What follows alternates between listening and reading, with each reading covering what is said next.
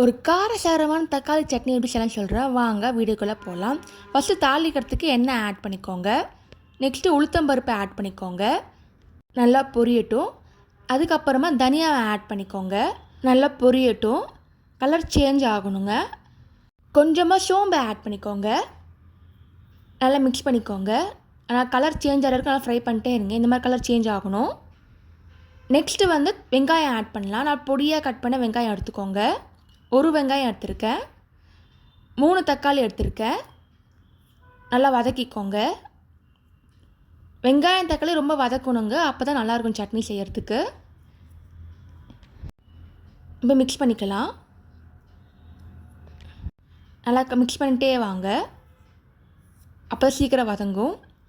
வெங்காயம் சீக்கிரம் வதங்கிறது லைட்டாக உப்பை ஆட் பண்ணிக்கோங்க. இப்போ கருவேப்பிலை ஆட் பண்ணிக்கலாம்.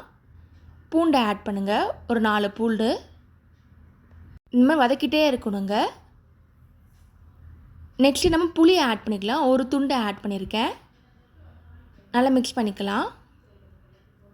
ஒரு 10 நிமிஷம் இந்த மாதிரி கலரிட்டே இருங்க. இப்போது மிளகா ஆட் பண்ணிக்கலாம். குண்டு மிளகாவும் ஆட் பண்ணுங்கள், நீட்டு மிளகாவும் ஆட் பண்ணிக்கோங்க. அப்போ தான் காரம் பேலன்ஸ் பண்ண முடியும். இந்த நீட்டு மிளகா பார்த்திங்கன்னா அது பெங்களூர் மிளகான்னு சொல்லுவாங்க, கொஞ்சம் காரம் கம்மியாக இருக்கும் குண்டு மிளகா விட. இப்போ வதக்கியாச்சு, தட்டில் ஆற வைக்கலாம். ரூம் டெம்பரேச்சர் வரைக்கும் வெயிட் பண்ணுங்கள். இப்போ ரூம் டெம்பரேச்சர் வந்தாச்சு. இப்போ மிக்சியில் போட்டு அரைக்க வேண்டியதான்.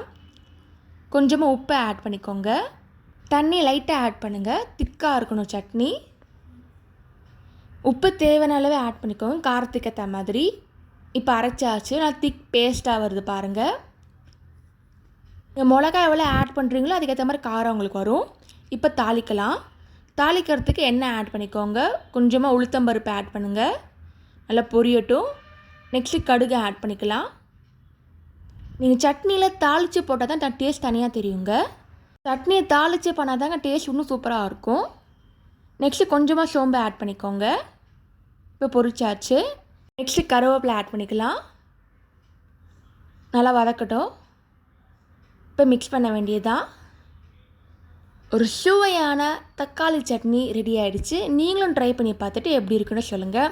இதே மாதிரி சிம்பிள் ரெசிபி சேனல் போட்டிருக்கேன், அதையும் மறக்காமல் செக் பண்ணி பாருங்கள். இந்த சட்னியை வச்சு நீங்கள் தோசை, அடை, இட்லி வச்சு சாப்பிட சூப்பராக இருக்குங்க. நெக்ஸ்ட் வீடியோவில் அடை எப்படி செய்யுதுன்னு சொல்கிறேன், மறக்காமல் செக் பண்ணி பார்த்துக்கோங்க. தேங்க்ஸ் ஃபார் வாட்சிங். லைக் பண்ணுங்கள், ஷேர் பண்ணுங்கள், சப்ஸ்கிரைப் பண்ணுங்கள்.